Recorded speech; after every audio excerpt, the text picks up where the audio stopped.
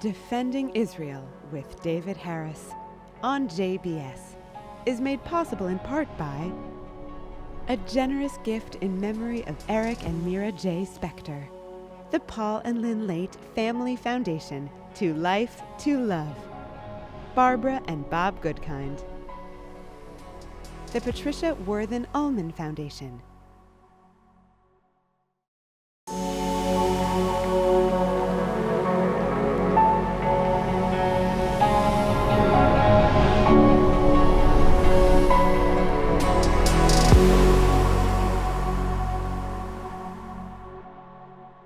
Hello JBS viewers, I'm David Harris and this is Defending Israel.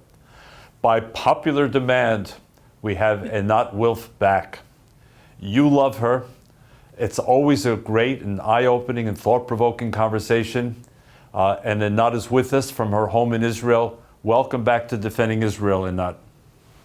Thank you. Always a pleasure. Einat, as we speak, Prime Minister Netanyahu is in Washington. I know that you're not at the table, though I wish you were. But what are your hopes from this most recent head-to-head conversation between the leaders of Israel and the United States? What do you hope will emerge from this visit? What the American president has shown himself capable of doing is breaking the mold. Certainly he did that in his first presidency. He already did it in his second. And he's willing to break the mold of various orthodoxies that have actually plagued the conflict. And I'm very much hoping that he will continue to do so. Specifically, I think what really I hope needs to happen is an understanding of something that I've come to call Palestinianism. I now call the ideology that unfortunately has become the identity of millions of Arabs in Gaza and the West Bank and Syria and Lebanon and Jordan. It's an ideology that is united in its kind of negation, singular obsession with negating Zionism and Jewish sovereignty in the land. And I really hope that he will set the stage that will finally bring an end to Palestinianism as a uniting ideology. I sometimes use the phrase that Palestinianism as an ideology has to die so that Jews and Arabs can finally live. What that means in practice is, for example, I know there are discussions in kind of agreements with Syria and Lebanon. People talk about enhancing or expanding the Abraham Accords. Now, Syria and Lebanon are home to hundreds of thousands of Syrian and Lebanese-born Arabs that are falsely registered as Palestine refugees. I sincerely hope that any discussion of agreement with those countries will mandate that this is over, that these become Syrian and Lebanese naturalized citizens as they should have been decades ago. And this will chip away at a key element that keeps Palestinianism alive. Same for Gaza, same for the Palestinian Authority. So my key hope is that whatever vision is set forth for the Middle East, we will finally address what I call the molten lava at the center of the conflict, which is this ideology of negation. Just a few days ago, as you may have seen in the Wall Street Journal, Elliot Kaufman wrote a piece that got quite a bit of attention, in which he reports on conversations with sheikhs in Hebron and talks about the idea of a series of emirates in the West Bank. Some people got very excited, others were immediately skeptical. Where were you on that spectrum of excitement to skepticism about this potential new idea? So my view would be that we need to test it properly, which would address both the enthusiasm and the skepticism. What does it mean? It means that indeed, as was reported, the declaration included a recognition of Israel as a Jewish state. So this could be an opportunity to actually explore the issue and say, okay, this emirate of Hebron, what would be the territory? The Arabs living in that territory, is it accepted that they are now all removed from UNRWA's registers as Palestine refugees? It is, as part of an agreement, agreed that they possess no such right of return into the state of Israel. And then can we have an agreement by which their self-determination, emirate sovereignty, comes really with putting an end to the key elements of Palestinianism. I say that Palestinianism has 4 core tenets: from the river to the sea, there will be no Jewish state, and Palestinians therefore maintain themselves as perpetual refugees until return.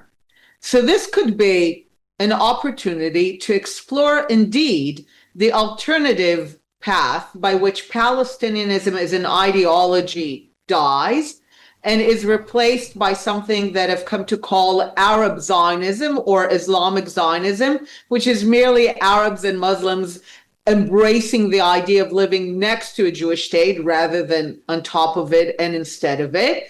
And I think that the right thing to do now is to explore this fully and really ensure that the details are right, that the recognition of Israel as a Jewish state means an understanding that whatever the territory of this emirate, no one there is a Palestine refugee. They acknowledge that there is no such thing as return. And then Israel negotiates a political settlement that leads them to a form of self-determination. So I would say it's an opening, but I think it's incumbent to go all the way with it to really see if this can replace Palestinianism with Arab Zionism and thereby opening a new political opportunity. And then turning to Gaza, you spoke earlier about President Trump being willing to break the mold. He earlier, as you know, suggested perhaps a relocation plan and a reconstruction of Gaza. But whatever the ideas are, Gaza remains a huge challenge for policymakers. What are your views today on possible solutions, long-term solutions, not just Band-Aid solutions, to the Gaza challenge? So recently in Israel, Adi Schwartz and I published an updated version of the War of Return that in Hebrew came out in 2018 called Shiva B'October, essentially October Return. And the book basically says that the reason we had a problem with Gaza to begin with, the reason that Adi and I, long before October 7th, said both to Israelis and to Westerners, stop pumping billions into Gaza, because the people of Gaza, all of them, not just Hamas, continue to believe in from the river to the sea. They return to them is an actual plan. And with UNRWA and the billions that constantly get pumped into them, they actually believe that the world is with them. So nothing constructive, literally nothing constructive can emerge from Gaza until this ideology dawns. And the reason that Gaza has been one of the worst places is that the concentration of this ideology is the highest, in the sense that about 70% of Gaza's residents are falsely registered by an agency that has the letters UN in it, UNRWA, as Palestine refugees. They're not. So whether some of them are naturalized in third countries, even then, the only way that actually begins to solve the problem is if it's made clear that, I don't know, if they become, my personal preference is for Qatar and Algeria, because those are the two countries that are so anti-Israel and anti-Semitic that a few millions will not make a difference. But even if they become Algerians or Qataris, it has to be clear that they're not Palestine refugees. It's over, and that they're not Gaza refugees. It's just over. So my view is that not a dollar, not a yen, not a pound, not a euro should go into Gaza until it is clear that the ideology is in the process of being killed, which means everyone in Gaza is erased from UNRWA's records as a Palestine refugee. This should be a condition. And by the way, it's not some punitive idea. It's actually a logical idea. Because again, before October 7th, the reason that Adi and I were able to tell people don't put a dollar into Gaza is because we knew that given the ideology of the Gazans, we knew what they were going to do with that money. So all these countries that supposedly want to help Gaza reconstruction, just logically, if they don't want the money to be blown up in the next war, they should actually make sure that the people of Gaza really want to live there and make it their home. You know, when the American president initially proposed his plan for Gaza, one of the main responses from Arab states and from Gazans themselves was, you cannot send us to another country because Gaza is our home. And I remember thinking, oh, wow, 75 years too late, you are telling us that Gaza is your home. Because for the last 75 years, you've been pretty busy making it clear to us that you do not consider Gaza your home. You actually consider Gaza a launch pad from which to, in their word, liberate Palestine from the river to the sea. So you want to stay in Gaza? Fine. But that means it is your home. It's your final destination. You're not Palestine refugees. There's no from the river to the sea. There's no right of return. And only then does it make sense to give any money, when you know that the people actually want to build something that is not for the purpose of destroying what the Jews have built. And now you've been making this case in your book and in your speaking and your writing for a number of years. Do you feel today that you've made some headway in terms of where the yen goes, where the pound goes, where the euro goes? And if not, do we have to change strategy or tactics to get it done? Or are we in fact making headway and going in the right direction? So some aspects of headway is, I think, more Israelis understand that, maybe some people abroad. But for example, the fact that so much effort has been placed to this Gaza Humanitarian Foundation, which basically sends the message that UNRWA was a humanitarian organization that needed replacement. And my argument, and it's amazing how stuck in people's minds it is that the only reason that Gaza is in need of anything is the ideology. There has been no natural disaster, no tsunami, no flood in Gaza. Gaza is a wonderful piece of land with all the potential for agriculture, for self-sustaining economy, for trade. There's nothing wrong. This is not some landlocked, windswept place, I don't know, in some desert. It's a wonderful territory that any people who would actually focus on making that territory a place that is sustainable and thriving would succeed. And the thing about the Arabs of Gaza is that they are not some helpless charity basket case. Like all these images of the trucks going into Gaza, as if the problem is that people there are really like some helpless people in a disaster zone. Can we at least agree that October 7th required billions of investment in infrastructure, planning, strategy, discipline, vision? I say a perverted vision, but there was vision there. These are not a bunch of helpless people. They are a perfectly capable people with a terrible ideology. So the issue is not to keep sending trucks. The problem is that isn't that UNRWA was a bad humanitarian organization, and now we need to have a good humanitarian organization. The problem is that the Palestinians have been continuously supported and indulged in their view that the world will pay for their continued wars against the Jewish state. And the only way to actually begin to get out of it is I'll use a kind of an example that was given to me by Brianna Wu. She was here in Israel a few weeks ago. She interviewed me. We talked about it. I talked about my how I separate those who want to do good and those who just want to feel good, and the fact that so many people who say that they want to do good really just want to feel good, and that's all the trucks that are going into Gaza. And she used her personal experience of addiction. And she said all the people who loved her and kept funding her addiction out of love for her, they cared for her, she said they did not help her.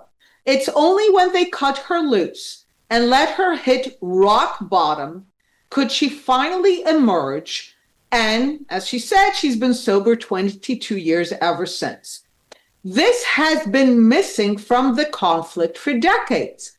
The Palestinians need to hit rock bottom in the sense that the message that they need to hear is the destruction in Gaza is the direct outcome of the ideological choice you made to turn this beautiful strip of land into an integrated, weaponized fortress for the singular goal of destroying the Jewish state. So until we know that you have finally, a century too late, understood what a destructive, stupid ideology it is, you get nothing. And so I still think that this is a tough message, and I still don't see enough people willing to do good rather than just feel good, which is, again, why I hope the American president, with his willingness to break the mold, will get us as close to that as possible. Okay. Now, some people think that Saudi Arabia is potentially a candidate for the Abraham Accords.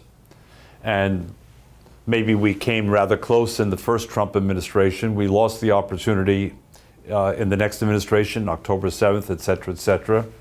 But now the Saudis are saying publicly there has to be focus on the Palestinian question in order for us to be able to go forward. In your estimation as an analyst and observer, is that just rhetoric? Is that real? And if it's real, can Israel and Saudi Arabia square the circle here to satisfy the needs on both sides? My argument that it's squaring the square. I actually think that it's the easiest thing in the world to do if we actually said the truth, which is the truth of the last century. The day that the Arabs who are united by this destructive ideology of Palestinianism, so the day that those Palestinianists decide to end their century-long war against Zionism, the moment that the Arabs of Gaza and the West Bank and the millions in Lebanon, Syria, and Jordan decide that they actually want to build for themselves rather than to destroy what we've built, the moment they understand that they are not Palestine refugees and that they possess no such thing as a right of return into Israel's sovereign territory, the political opportunities for them will be open. Will they want their own state? Sure. Do they want 7 emirates? Wonderful. Do they want to then just become Jordanians and Egyptians? Great. Do they want to become a Saudi protectorate? Wonderful. All these political opportunities for sovereignty and self-determination for those Arabs become possible once they shed the ideology of Palestinianism. And that's all that an Israeli leader has to say, which is actually the truth. To basically say, look, dear Saudis, for the last century, other than our desire to be sovereign, we were never the problem. We were always willing to compromise. We were always willing to divide and to share land. We were always willing, going back to the Transjordanians, we were always willing to achieve a two-state solution, provided that one of the two is the Jewish state. Again, except for our desire to be a sovereign people in our land, and at least some of it, we were not the problem ever. So the sooner you can help your fellow Arabs in Gaza and the West Bank to shed the ideology of Palestinianism and to be just Arabs and Muslims who are not obsessing about destroying the Jewish state, the sooner they will see political self-determination. I actually think it's the easiest thing out there. I wish we had lots and lots more time, but let me ask you internally, as an Israeli, today, 20 months after October the 7th, are you more or less optimistic about the issue of cohesion in Israeli society? Until October the 6th, there was so much focus on the divisions in Israeli society, judicial reform, and go from there. How do you feel today about the issue of cohesion, sustainability, morale within Israel itself? I'll start by saying that I was not concerned then, and I'm not concerned now, because Israeli society is characterized by a very Jewish combination of, I would say, foundational cohesion and endless argumentation. And I think this will be a permanent feature of Israeli society because it's the Jewish state. But my concern is more about not the cohesion, but whether we have the leadership that is really willing to address, finally, the molten lava at the core of the conflict. I know this is a moment where a lot of people are impressed, and again, with good reason, with Israel's achievements in Lebanon and Iran, the military achievements. But at the end of the day, there is no way around the issue of Palestinianism. There are no shortcuts. We need to touch that issue sooner rather than later. It doesn't mean that it gets solved tomorrow, but the sooner we finally start to do it, the greater a chance we can finally achieve it. We need to end a very long era of seeking shortcuts, whether it was direct negotiations or disengagement or new leadership. Really dealing with the issue, it requires a certain, this is not a place where you have quick wins. It's much more this consistent slog that chips away at this ideology until perhaps years or maybe decades down the road, there will be a final breakthrough. But that's more what I'm concerned about.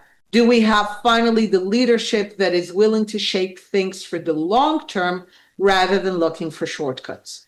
And a leadership that has majority support in the country for the goals you set forth. Do you see that majority?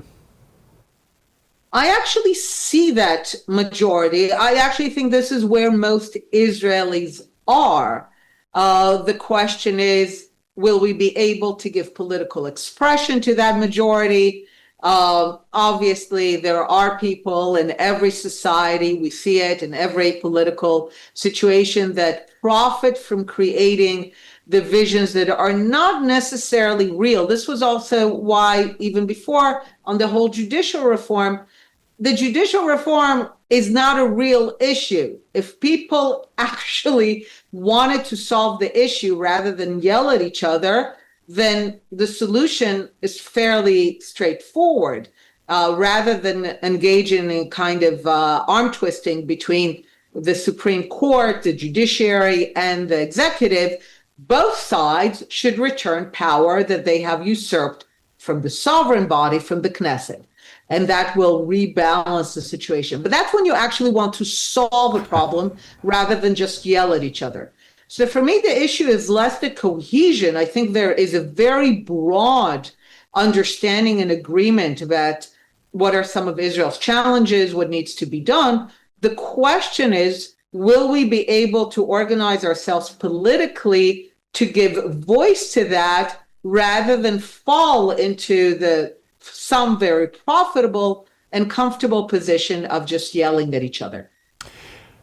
Thanks for that, Einat. And my last question, and maybe it's unfair because it's a big question with only 2 minutes to answer, but occasionally a JBS viewer will write in and say, my grandchild is an anti-Zionist, or my grandchild is with one of those anti-Israel groups.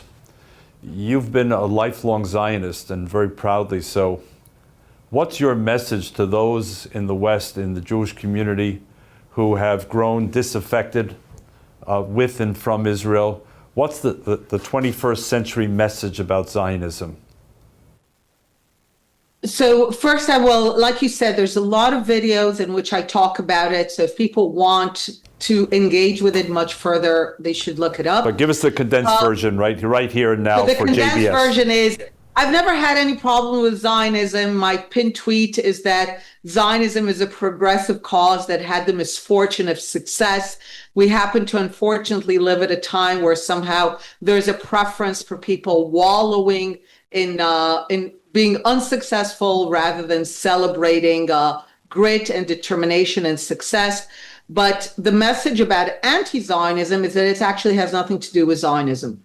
Anti-Zionism is the respectable mask by which a very sophisticated and broad assault on Jewish life is taking place. So people need to be aware that every society, and maybe I'll end with this, you will notice, without generalizing, that on campuses, many of the most combative Jews who are defending Israel and Zionism come from families that came to America from Iran, the Arab world, the Soviet Union, and Eastern Europe. They do not fall for it's just about Israel, Zionism, BB, but other than that, we love Jews. They've lived through the playbook. They know that this is how an assault on Jewish life progresses, and they know that every society that allowed anti-Zionism to become institutionalized ended up having no Jews. So people should look at the forest and leave the trees. That's the forest. Thank you for that, Einat. And as someone whose mother was born in the Soviet Union and whose wife is from Libya, I completely subscribe to what you just said. Those who've lived it understand it. Thank you for being you. Thank you for being on Defending Israel, and I wish you continued strength. JBS viewers, you've just heard once again from Dr. Einat Wilf, graduate of Harvard University and Cambridge University, Israeli politician, author, public intellectual, and strong advocate for all of us. Looking forward to seeing you again next week on Defending Israel. I'm David Harris, wishing you a good week. Thank you, Einat. Thank you.